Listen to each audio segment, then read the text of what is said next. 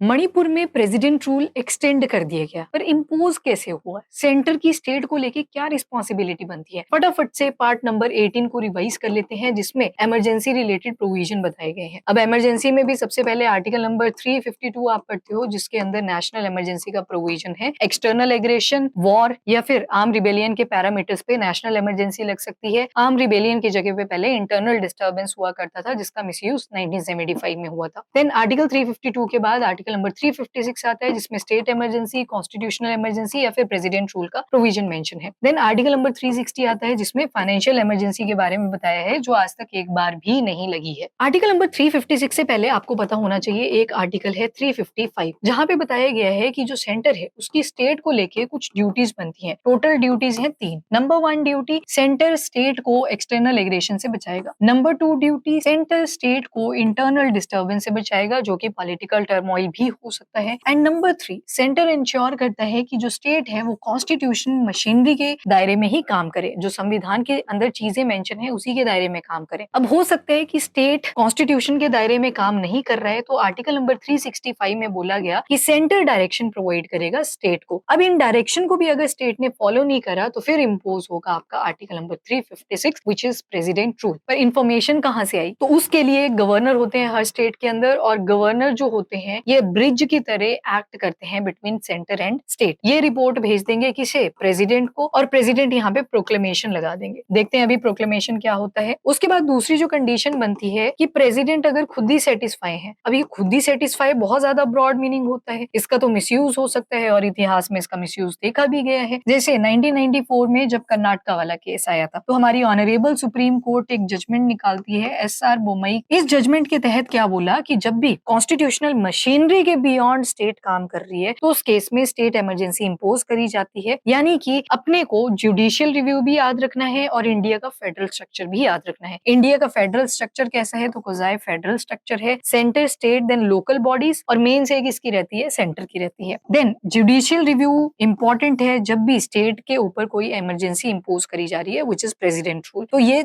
Judicial review कहां तक limited था? जहां से इंफॉर्मेशन मिली है प्रेसिडेंट को उस रिसोर्स से कि जो स्टेट की मशीनरी है वो फेल हो चुकी है। तो यहाँ पे हो सकता है प्रेसिडेंट जी को इंफॉर्मेशन किसी इंटेलिजेंस के थ्रू मिली है, गवर्नर ने बस कम्युनिकेट कर दिया है, लिखित फॉर्म में नहीं दिया है। तो मतलब एक रूल है कि आपके पास एक रिटन फॉर्म होनी चाहिए जो कि जुडिशियल रिव्यू के दायरे में आती है। उसको पहले चेक करा जाएगा, तभी आप स्टेट इमरजेंसी को इंपोज करेंगे। एंड थर्ड कंडीशन आती है कि हमारी जो पार्लियामेंट है उन्होंने सिंपल मेजोरिटी पास करी और स्टेट इमरजेंसी को